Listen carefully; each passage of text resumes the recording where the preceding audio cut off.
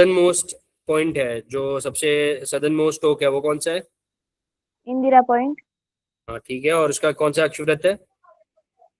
6 अंश 45 मिनिटे उत्तर। Very good.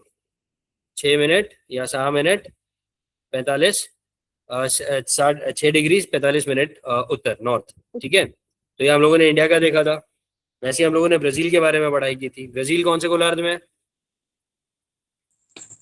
अ, काही भाग दक्षिण उत्तर गोलार्ध गोलार्धात में आहे है सर। और वेरी बहुतांश गुड। भाग दक्षिण गोलार्धात। ठीक, दक्षिण पूर्व। दक्षिण गोलार्धात बहुतांश भाग दक्षिण गोलार्धात आहे। ज्यादातर पार्ट उसका दक्षिण गोलार्ध में, ठीक है, दक्षिण और पश्चिम की तरफ। ठीक है। पश्चिम में सर। तो पश्चिम एंड दक्षिण में। वेरी गुड, लेकिन कुछ पार्ट उसका इक्वेटर के या जो आपका अक्षांश है उसके ऊपर है, तो पूरा का पूरा दक्षिणी गोलार्ध में नहीं आता है, थोड़ा सा उसका भाग जो है वो उत्तरी गोलार्ध में भी आ उत्तर जाता है। गोलार्ध में होता है। ठीक है। अब कौन इसका मुझे बताएगा कि अक्षवृत्त क्या है और ये क्या है, रेखावृत्त कितना है? अक्षय वृत्त 5 अंश 15 मिनिटे उत्तर ते 33 अंश 45 मिनिटे दक्षिण। ओके, और रेखावृत्त?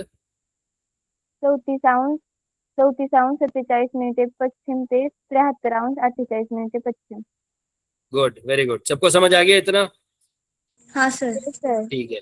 इसके साथ साथ हमने सर भारत के और ब्राजील के जो नेबरिंग कंट्रीज है, जो शेजार से देश है और जो महासागर है, उनके बारे में पढ़ा था। मुझे कौन बताएगा भारत के पूर्व में कौन कौन से देश हैं? बांग्लादेश नहीं, जैसे म्यांमार बांग्लादेश आणि बांग्लादेश, भूटान, चीन, म्यांमार, नेपाल। पूर्व में नेपाल नहीं है।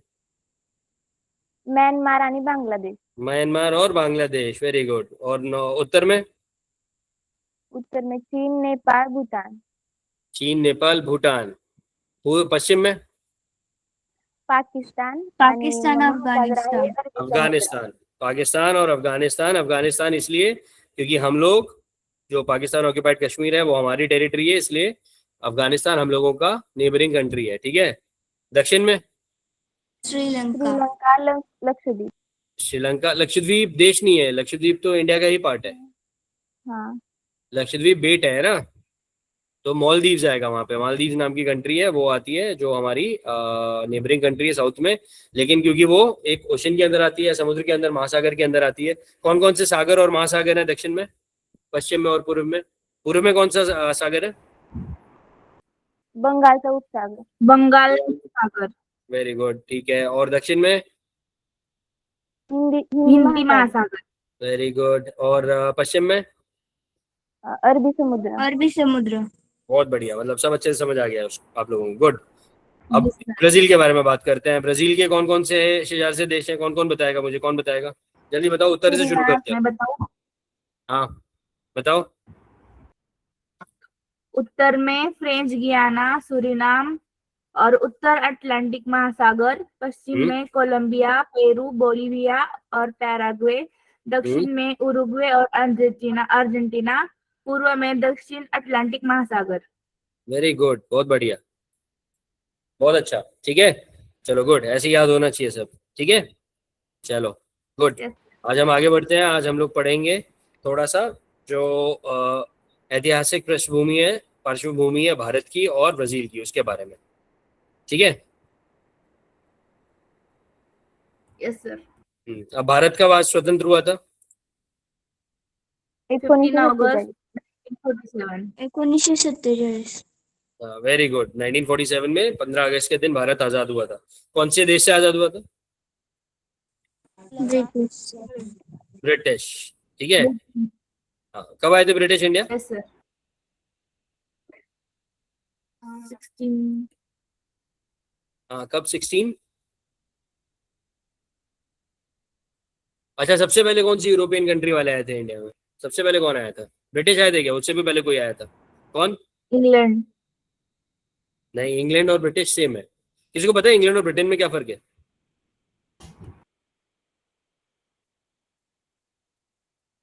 चलो बताऊंगा मैं आप लोगों को। पहले बताओ, ब्रिटेन से, ब्रिटिश लोगों से पहले कौन आया था?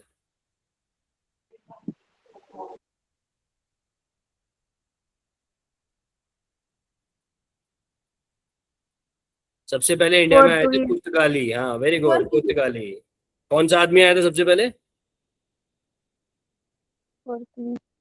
डिस्कवर किया था उसने इंडिया को, सी रूट इंडिया का, वास्को डिगामा, है ना? हाँ सर। Yes sir. हाँ, तो वास्को डिगामा पहुंचे थे कैलीकट केरला में। और उसके बाद उन्होंने मतलब सबसे पहले तो बहुत सारे लोग आ चुके थे, लेकिन जो सी रूट है या जो ओशन या समुद्र के रास्ते से सबसे पहले जो यूरोपियन इंडिया आए वो वास्को डिगामा थे। उसके पीछे पीछे बहुत सारे यूरोपियन कंट्रीज है। ये सब यूरोप वाले क्यों आते थे इंडिया? बाजार करने के। क्या करने के लिए?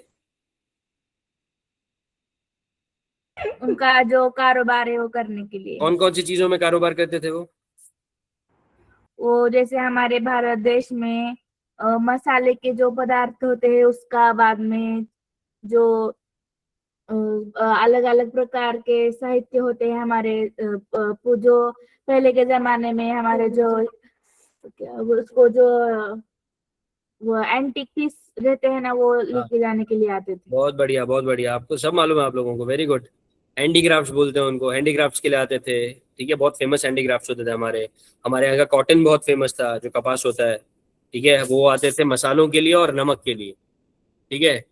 अब इतनी बड़ी कोस्ट लाइन है वहाँ पे यूरोप में, वहाँ पे नमक की क्या कमी होगी? नमक के लिए वो पुनः यहाँ पे क्यों आएंगे इंडिया?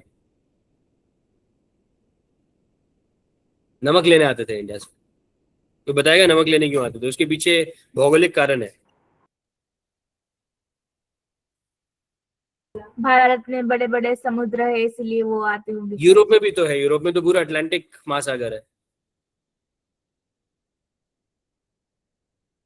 यूरोप में धूप है क्या? धूप पड़ती है उतनी जितनी इंडिया में पड़ती है? उतनी गर्मी है क्या वहाँ? नहीं। नहीं नहीं ना, वो सर, टेम्परेट इतनी रीजन नहीं। में आता है, इसकी वजह से वहाँ पे नमक बनने में दिक्कत है, नमक नहीं बन पाता वहाँ ज्यादा। तो इसी वजह से उन लोगों को नमक कहाँ से लेना पड़ता था?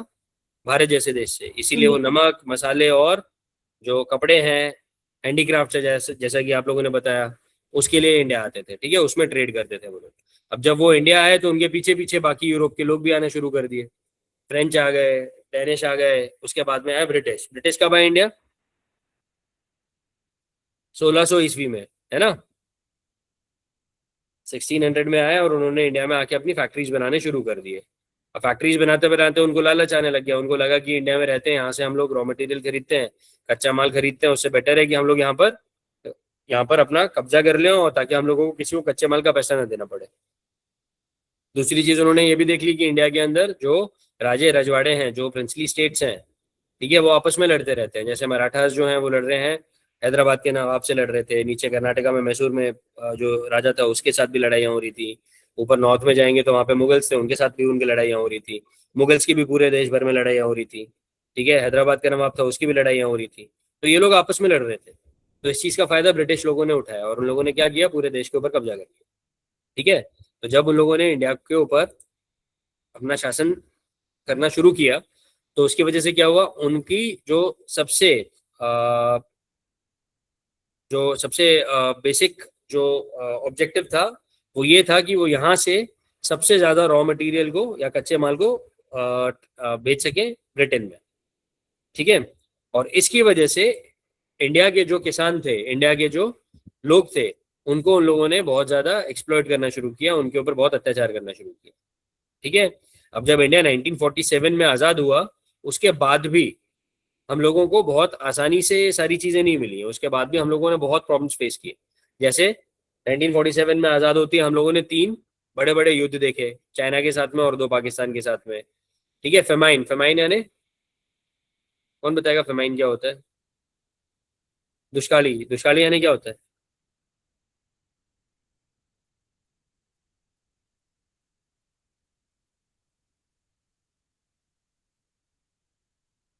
कौन बताएगा दुष्काली का मतलब क्या होता है? दुष्काळ म्हणजे जिथे पाऊस नाही पडला नाही, पाणी की कमी होना। वेरी गुड, जैसे पानी की कमी बारिश न होना। होना। बारिश ना होना, पानी की कमी होना, और इसकी वजह से क्या होता है? इसकी वजह से खाने की कमी होती है, क्योंकि जब खाना उगा ही नहीं पाएंगे तो खाएंगे क्या? है ना? तो और जब खाने की कमी होगी तो खाने का जो प्राइस है, खाने का जो कॉस्ट है, वो बढ़ेगा या घटेगा? बढ़ेगा। बढ़ेगा। तो हर पडेगा। एक के पास इतना पैसा नहीं होता था कि वो इतना महंगा खाना खरीद के खा सके, तो वो भूखे मर जाते थे बेचारे। तो ऐसी जो समस्या थी उसको दुष्काली बोला जाता है। अब इसकी वजह से इंडिया जैसी कंट्री जो 1947 में ही उसको स्वतंत्रता मिली है, उसको बहुत प्रॉब्लम्स देखने को मिली। ठीक है, तो ये सब होने के बावजूद हम लोगों ने क्या किया, हम लोगों ने कुछ ऐसे काम किए जिसकी वजह से आज हम एक बहुत प्रोमिनेंट, एक बहुत इंपॉर्टेंट इकोनॉमी है, और हम लोगों ने जो हमारी जो इकोनॉमिक डेवलपमेंट है वो बहुत ज़्यादा तेज़ हो गई है। ठीक है, यानी कि हमारी जो आर्थिक विकास है वो बहुत तेज़ी से बढ़ रहा है। ठीक है, जो पॉपुलेशन है उसके मामले में भी हम लोगों का पॉपुलेशन जो है वो बहुत ज़्यादा बढ़ा है। कितना है पॉपुलेशन भारत का, कौन बताएगा?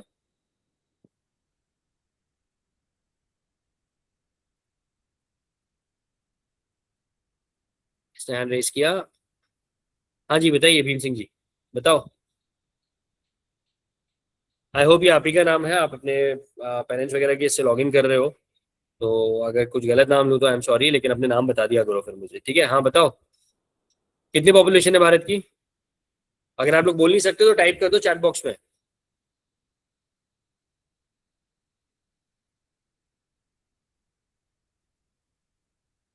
कितनी पॉपुलेशन है?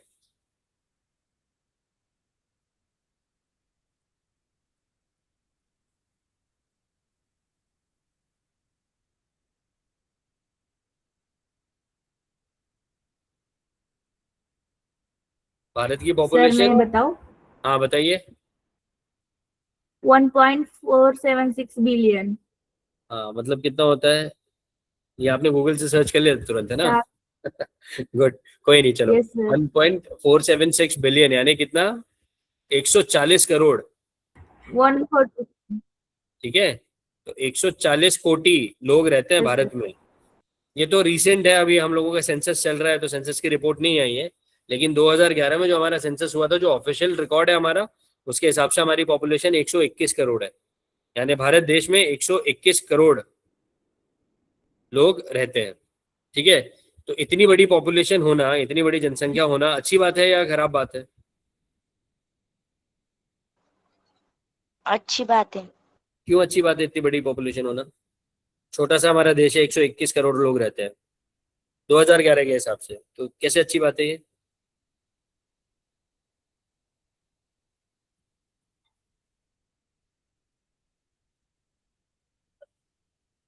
सर जितने लोग रहेंगे उतनी एकता बढ़ेगी ना।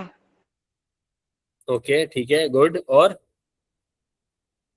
चलो ठीक है, एकता बढ़ेगी। और इकोनॉमिक कॉन्टेक्स्ट में बताओ मेरे को आप लोग जो आपका ये है आर्थिक कॉन्टेक्स्ट है उसमें बताओ कि इतनी बड़ी पॉपुलेशन का फायदा क्या है इंडिया को। सोचो, आप लोगों को मालूम है, हमारे बहुत अच्छे से भारत मालूम। की आर्थिक, हाँ, कैसे सुधरेगी इतनी बड़ी पॉपुलेशन के साथ? जब लोग काम की तलाश में जाएंगे तो उनको काम मिलेगा। बाद में जो दूसरे लोग हैं वो हमारे देश में देखने के लिए आते हैं, तो वेरी हमारे गुड, देश हम लोग पर देश का चलन प्राप्त होता है। Good, very good. आप बहुत, मतलब you are very close to it. लेकिन अगर आप देखो तो इंडिया जो है वो क्या करता है, इंडिया ह्यूमन रिसोर्स यानी कि लोगों को पूरी दुनिया भर के मार्केट में सप्लाई करता है। ठीक है, हम लोगों का जो ह्यूमन लेबर है, जो हम लोगों के लोग हैं, वो पूरी दुनिया भर में जाकर काम करते हैं कि नहीं करते हैं?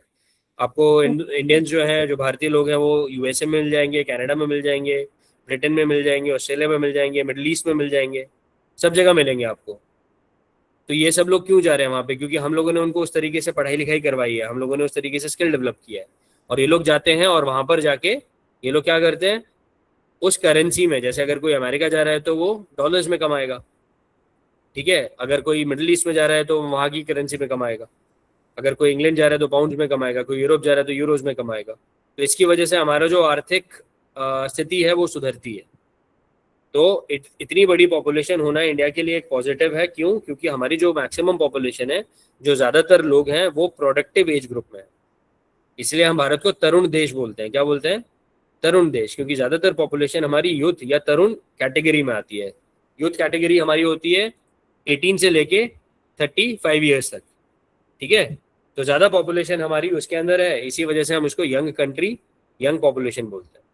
ठीक है, तो ये जो पॉपुलेशन है ये हमारे लिए एक पॉजिटिव है, क्योंकि हम इसको अगर ठीक से यूज करें तो हमारा जो आर्थिक विकास है वो और ज्यादा तेज हो सकता है। आया समझ में? Yes sir. ठीक है, अब आते हैं ब्राजील के हिस्टोरिकल बैकग्राउंड पे। ब्राजील का जो ऐतिहासिक पार्श्वभूमि है वो क्या है, ठीक है।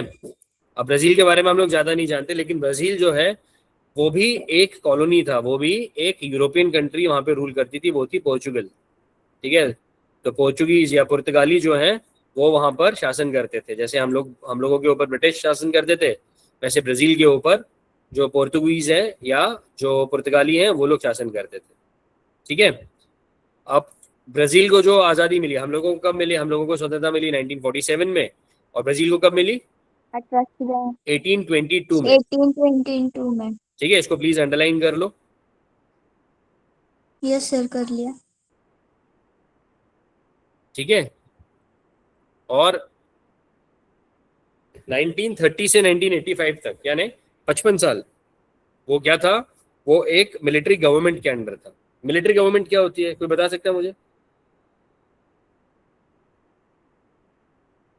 मिलिट्री गवर्नमेंट यानी सैन्य रूल, सैन्य शासन, या मराठी में लश- लश्करी राजवटी। लश्करी राज। क्या होता है वो? वहां सर पे प्रधानमंत्री सैनिक। होगा। हाँ, बोलो बोलो बोलो। सैनिक।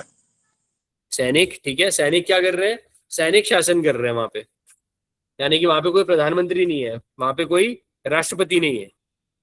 कौन है? सैनिक है। सैनिक ही वहां पर सारे फैसले ले रहे हैं, सैनिक ही सारे डिसीजंस ले रहे हैं।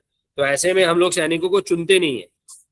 इसको क्या बोलते हैं हम? इसको बोलते हैं लश्करी राजवटी, जहां पर इलेक्शंस नहीं होंगे, जहां पे वोटिंग नहीं होगी, हम लोग अपने जो रिप्रेजेंटेटिव्स हैं उनको इलेक्ट नहीं कर पाएंगे, उनके लिए वोट नहीं कर पाएंगे।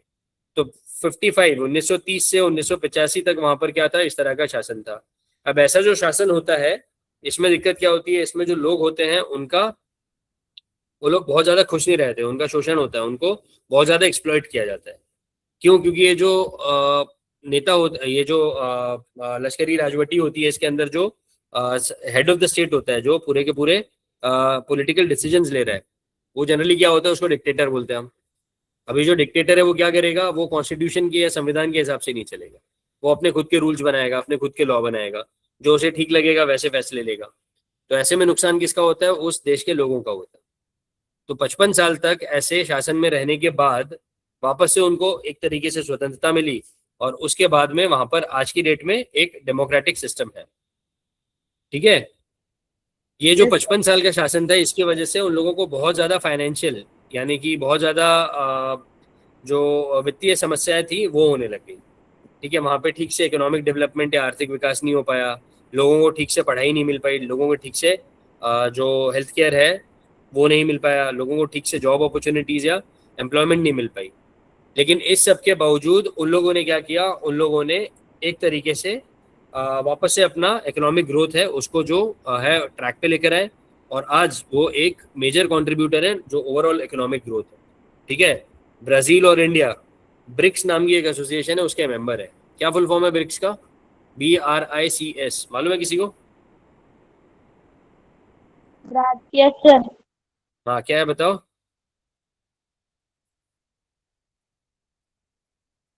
ब्राजील, रशिया, इंडिया, हाँ हाँ, चीन, ओके, और? सऊदी अरब। South Africa. नहीं नहीं, सऊदी अरब नहीं है। South Africa. South Africa. Very good, आप सब मालूम है यार आप लोगों को, वेरी गुड। ठीक है, तो ब्रिक्स क्या है? एसोसिएशन है इन 5 कंट्रीज का। ये एक दूसरे को सपोर्ट करते हैं, इकोनॉमिक सपोर्ट करते हैं, फाइनेंशियल सपोर्ट करते हैं, और एक दूसरे के साथ में काफी सारी ट्रेड डील साइन करते हैं, ठीक है।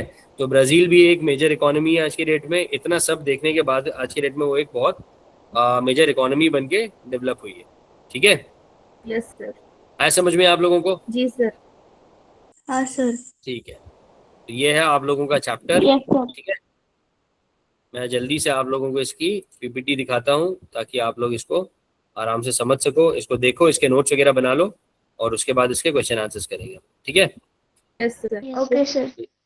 1 मिनट देना मुझे बस।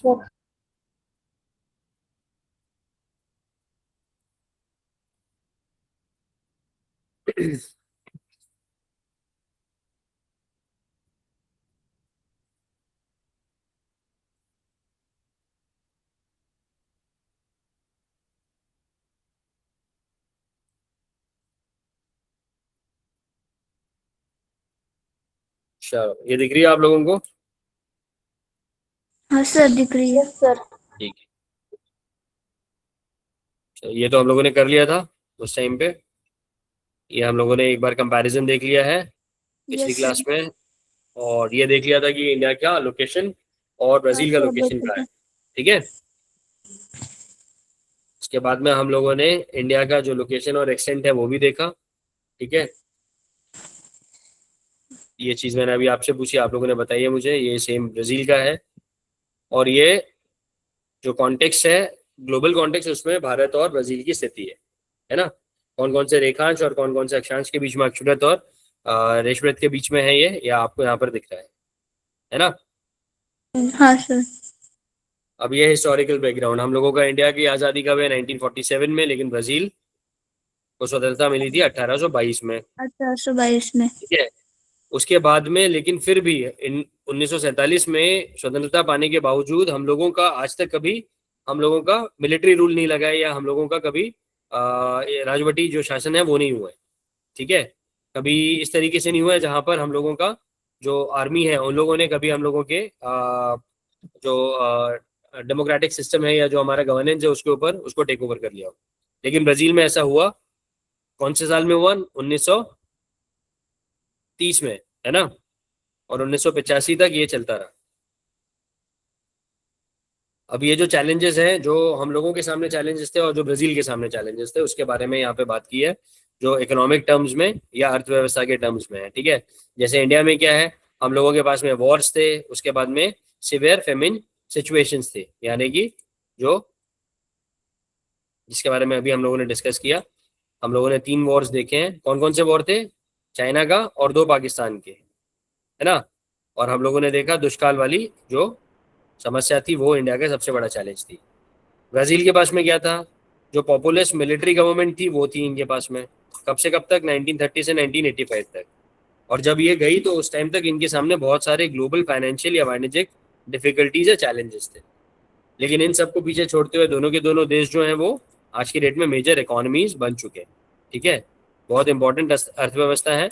और इसी वजह से जो 5 टॉप की अर्थव्यवस्था है उन्होंने मिलकर एक एसोसिएशन बनाई जिसको ब्रिक्स बोला जाता है। ठीक है, जिसके बारे में आप लोगों ने मुझे बताया। अब है हम लोगों का जो गवर्नेंस सिस्टम है, जो हम लोगों की गवर्नमेंट है वो किस तरह का है, यानी हम लोगों के यहाँ पे जो लोकतंत्र है वो किस तरह का है। ठीक है, ब्राजील में देखो क्या है, ब्राजील के अंदर है प्रेसिडेंशियल रिपब्लिक। रिपब्लिक क्या होता है?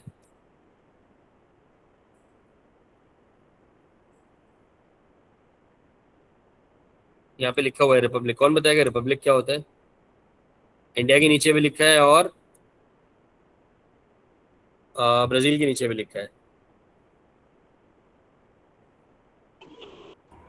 प्रजा की स्वतंत्रता। फिर सर, प्रजातंत्र। प्रजातंत्र है ना? क्या होता है प्रजासत्ताक या प्रजातंत्र? वो तो डेमोक्रेसी है। रिपब्लिक यानी जब हेड ऑफ स्टेट प्रेसिडेंट होता है ना किसी भी देश का, उसको रिपब्लिक बोलते हैं। ठीक है, हेड ऑफ स्टेट यानी जो गवर्नमेंट या देश का जो सबसे पहला या सबसे ऊंचा जो पोस्ट होता है वो क्या होती है? राष्ट्रपति की होती है। तो जिस कंट्री में, जिस देश में राष्ट्रपति होगा उसको रिपब्लिक बोलोगे आप। ठीक है, अब ब्राजील के अंदर क्या है? हाँ ब्राजील सर। के अंदर फेडरल प्रेसिडेंशियल रिपब्लिक ही है, तो वहां पर क्या है? वहां पे राष्ट्रपति का ही, राष्ट्रपति सबसे इंपॉर्टेंट डिसीजन मेकर है वहां पे। लेकिन इंडिया में ऐसा नहीं है, इंडिया में फेडरल पार्लियामेंट्री रिपब्लिक है। तो हमारे पास में राष्ट्रपति तो है, लेकिन सारी डिसीजन मेकिंग पावर किसके पास में है? हमारे प्रधानमंत्री के पास में। और प्रधानमंत्री को वो पावर कौन देती है? हमारी पार्लियामेंट देती है। ठीक है, हमारा इंडिपेंडेंस डे कब आता है? 15 अगस्त को, और ब्राजील का आता है 7 सितंबर को, 7 सितंबर को। ठीक है,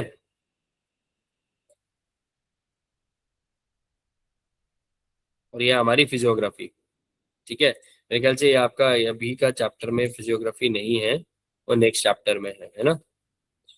हाँ, वो बाद में है, तो हम लोग वो बाद में देखेंगे। ठीक है, यस सर। समझ आ गया है सबको? जी सर। Yes sir. हाँ सर। जी सर। ठीक है, चलो अब ये क्वेश्चन नंबर 3 पे आओ। मुझे बताओ क्वेश्चन 3 के आंसर्स कौन देगा? एक एक करके मैं आंसर बताऊं बताओ, सर? ये एमसीक्यूज हैं। हाँ बताइए, दर्शना बताओ। सर फर्स्ट वाला क्या क्या? हाँ पहले फर्स्ट वाले का बताओ आप। दर्शना फर्स्ट फर्स्ट वाले वाले का का आंसर, बताएगी, सेकंड राजनंदिनी बताएगी और सना थर्ड वाला बताएगी। हाँ बताओ। फर्स्ट वाले का आंसर आहे भारताचे सर्वात दक्षिणेकडील टोक इंद्रिया पाईट नावाचे पॉइंट। ओळखले जाते. 3 नंबरचं सर. इंदिरा पॉइंट, लेकिन इंदिरा पॉइंट मेनलैंड का है कि आइलैंड का है? इंदिरा पॉइंट कहाँ पर है?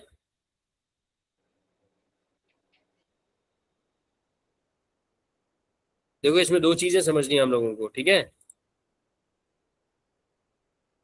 इसमें ये देखो, ये इंडिया दिख रहा है सबको यहाँ पे, है ना? तो यस ये सर. एक, ये वाला एक पॉइंट दिख रहा है आप लोगों को, ये।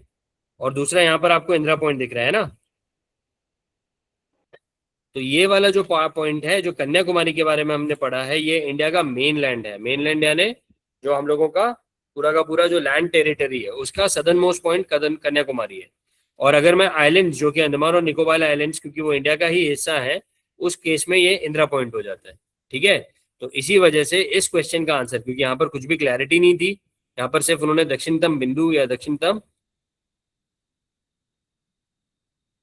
टोक पूछा है, तो इसका correct answer third Indira point होगा, ठीक है। क्योंकि यहाँ पे कन्याकुमारी भी है। अब आप लोग मुझे बोलोगे कन्याकुमारी भी लिखा हुआ है ऊपर, तो कन्याकुमारी किसका दिया हुआ है? अगर आप ऊपर देखो जहाँ पे कन्याकुमारी के बारे में लिखा हुआ है, तो वो मेनलैंड का पार्ट है हमारा, ठीक है। ठीक है, यहाँ पर अगर आप देखो, तो ये जो कन्याकुमारी का पॉइंट है, ये हमारे मेनलैंड का पार्ट होगा, ठीक है। और ये आइलैंड क्योंकि इंडिया का ही पार्ट है, तो इंदिरा पॉइंट हमारा सबसे दक्षिणतम टोक हो जाता है। आया समझ में? यस जी सर. सर. Yes sir. चलो, सेकंड वाला कौन बताने वाला था? सर मैं बताऊं? एक सेकेंड, कौन बोला था? एक राजनंदिनी ने हैंड रेज कर रखा है। राजनंदिनी बताओ। हाँ, थर्ड वाला सना आप बताना। बताओ राजनंदिनी, सेकंड चिली वाले का आंसर बताओ। इक्वेडोर। हाँ, चिली इक्वेडोर. चिली इक्वेडोर, दक्षिण अमेरिका खंडातील हे दोन देश ब्राझीलच्या सीमेलगत नहीं है। हाँ, चिली और इक्वेडोर करेक्ट। अर्जेंटीना बोलिविया हमने देखा, कोलंबिया फ्रेंच गयाना देखा, सूरीनाम और यूरुग्वे देखा। ये सारी की सारी कंट्रीज ब्राजील के से उनकी जो बॉर्डर्स है वो शेयर करते हैं, लेकिन चिली और इक्वेडोर बॉर्डर शेयर नहीं करते। वेरी गुड, ठीक है। सना थर्ड वाला। दोन्ही देशातील राजवट प्रजासत्ताक प्रकारची आहे. वेरी गुड, प्रजासत्ताक अभी हम लोगों ने देखा, उसको रिपब्लिक बोलते हैं हम लोग, ठीक है। तो दोनों देशों के अंदर जो हमारा पॉलिटिकल सिस्टम है वो कैसा है? प्रजासत्ताक या रिपब्लिक है। रिपब्लिक में हमने देखा क्या होता है रिपब्लिक, जहाँ पे हेड ऑफ द स्टेट या जो गवर्नमेंट है या जो कंट्री है, उसका जो हेड होता है वो कौन होता है? राष्ट्रपति होता है, ठीक है। सर. है ना?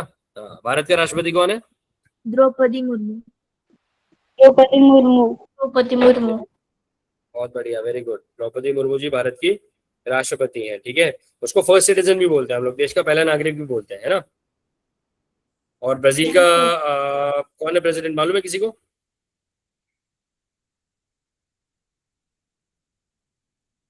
अभी थोड़े दिन पहले न्यूज में भी था, वो हमारे 26 जनवरी पे गेस्ट भी बनकर आए थे। कौन बताएगा?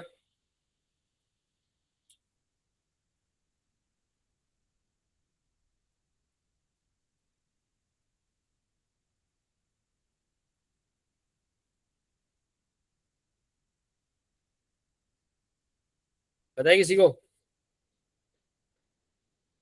लिख लो कहीं पे आप लोग, अगर आपको लिखना है तो।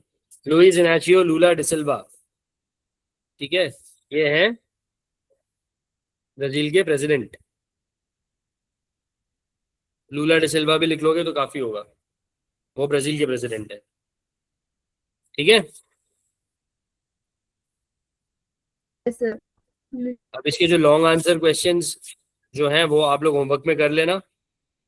ये वाले जो लॉन्ग आंसर क्वेश्चन है, इसके अलावा मैं आप लोगों को एक वर्कशीट भेजूंगा, और इस चैप्टर की जो पीपीटी है वो आप लोगों के साथ शेयर करूंगा, ठीक है। अब मुझे ये कौन बताएगा अयोग्य और योग्य, ट्रू एंड फॉल्स? एक सेकेंड, किसने हैंड रेज किया? और भी बच्चे बैठे हैं, और कौन है? हाँ चलो विनोद आप बताओ, और उसके बाद आना जी, आप बताना। ब्राझील हा देश प्रामुख्याने दक्षिण गोलार्धात आहे, बरोबर. Okay good. उसके बाद दूसरा। यस सर, मैं बताऊं? हाँ बताओ। भारताच्या मध्यातून मकरव्रत गेले आहे, हे अयोग्य आहे. कौन सा व्रत मतलब गया है फिर? फॉल्स है. हाँ कर्क फॉल्स है, व्रत तो गया ट्रू क्या है. है? कर्क व्रत, वेरी गुड। मकर व्रत कहाँ पर है?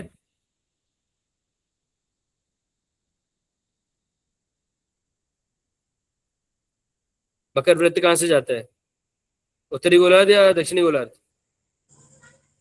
दक्षिणी गोलार्ध से जाता है. दक्षिणी गोलार्ध से जाता है, ठीक है।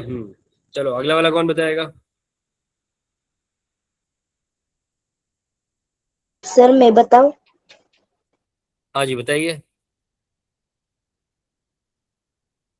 ब्राझीलच्या रेखावृत्ती विस्तार भारतापेक्षा कमी आहे. अयोग्य सर ते.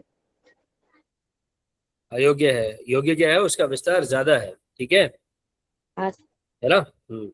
ओके। Yes sir. अगला कौन बताएगा? वैष्णवी ने भी हाथ ऊपर किया हुआ है, विनोद ने भी, दर्शना। दर्शना आप बताओ। ब्राझील देशाच्या उत्तर भागातून विष विषुववृत्ती जातात. हम्म योग्य सर. योग्य है, वेरी गुड। क्योंकि विषुवत थोड़ा सा पार्ट इसका ब्राजील का उत्तरी गोलार्ध में है, थोड़ा सा पार्ट दक्षिणी गोलार्ध में है। तो उत्तरी गोलार्ध में इसी वजह से है, क्योंकि विषुववृत्त व्रत जो है वो बीच में से जाता है, थोड़ा सा ऊपर नॉर्थ में इसके कट करता है इसको, ठीक है। चलो गुड। अगला कौन बताएगा? अभी किसने बताया सर था? मैं बताऊं का? हाँ बताओ बताओ। ब्राझील देशाचा पॅसिफिक महासागराचा किनारा लाभला आहे, हे अयोग्य आहे विधान. ठीक है, कौन से महासागर से किनारा लगा है उसका?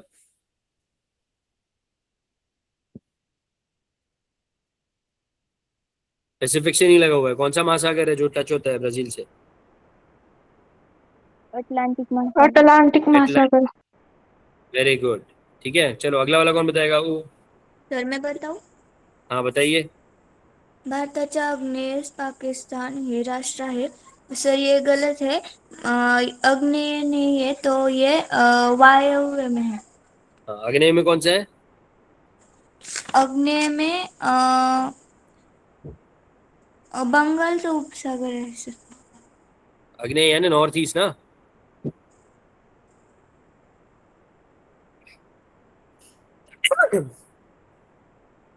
आग्नेय यानी नॉर्थ ईस्ट होता है ना।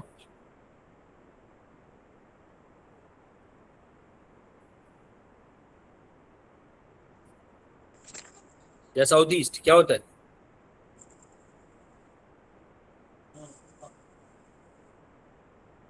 अगर मैं यहाँ पर डायरेक्शन बनाऊं तो कौन बताएगा कौन सा आग्नेय है?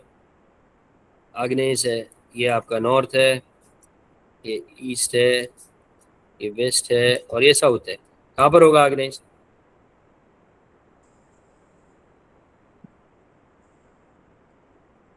ईस्ट के और साउथ के. वेरी गुड, यहाँ पर होगा आग्नेय, है ना। तो आग्नेय में क्या है? आग्नेय में हमारे पास में बे ऑफ बंगाल, बंगाल की खाड़ी है ना। हाँ. चलो लास्ट वाला कौन बताएगा? सर मैं बताऊं? दर्शना. कौन है, क्या नाम बताया? दर्शना बताऊं सर? हाँ दर्शना बताइए आप, आपने काफी टाइम से हाथ रेस किया। भारताच्या यस। दक्षिण भूभागात द्विविकल्प म्हणतात. हाँ योग्य सर ते. क्या होता है द्वीपकल्प?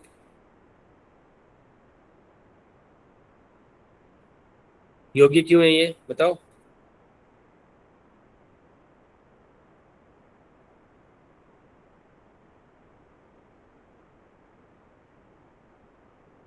बताओ ना, लास्ट वाला पार्ट, ये क्या होता है द्वीपकल्प, क्या होता है? मैं बताऊं कि सर, हाँ बताइए। जो उत्तर भारतीय मैदान के प्रदेश में दक्षिण के साथ जो फैला हुआ है, वो भाग हिंदी महासागर के पास ढलता जाता है, उसको द्वीपकल्प कहते हैं. हाँ द्वीपकल्प यानी पेनिनसुला, यानी कि यहाँ पर अगर आपको दिख रहा है ना, ये तीन पार्ट जो हैं समुद्र से घिरे हुए हैं, उसको बोलते हैं द्वीपकल्प। और ये एकदम सही स्टेटमेंट है, क्योंकि भारत का जो दक्षिण वाला पार्ट है वो क्या है, वो पेनिनसुला है कि नहीं? तीनों साइड से समुद्र से घिरा हुआ है वो, है ना? हाँ सर। हाँ, गुड। चलो आप लोगों को तो आते हैं आंसर सारे, वेरी गुड। अब ये क्या करेंगे आप लोग, आप जो इसके लॉन्ग आंसर क्वेश्चंस हैं उनको सॉल्व कर लेना। मैं आपको वर्कशीट भेजूंगा और उसके साथ साथ ये जो प्रेजेंटेशन मैंने आपको दी थी, पीपीटी, वो वाली शेयर करूंगा। ठीक है, इसके अलावा आपको कुछ और चाहिए मुझसे, स्टडी नोट्स वगैरह? यस स्टडी नोट चाहिए। यस सर, चाहिए हमको। ठीक है, मैं आपको इसके इस चैप्टर की स्टडी नोट्स बनाकर देता हूँ, ठीक है? मराठी में मैं बनाकर आप लोगों को स्टडी नोट्स दे दूंगा और इसी की वर्कशीट आप लोगों के साथ शेयर करूंगा मैं, ठीक है? तो यस नेक्स्ट क्लास में सर, जब हम लोग शुरू करेंगे तो क्या चीज़, क्या बोल रहे हो?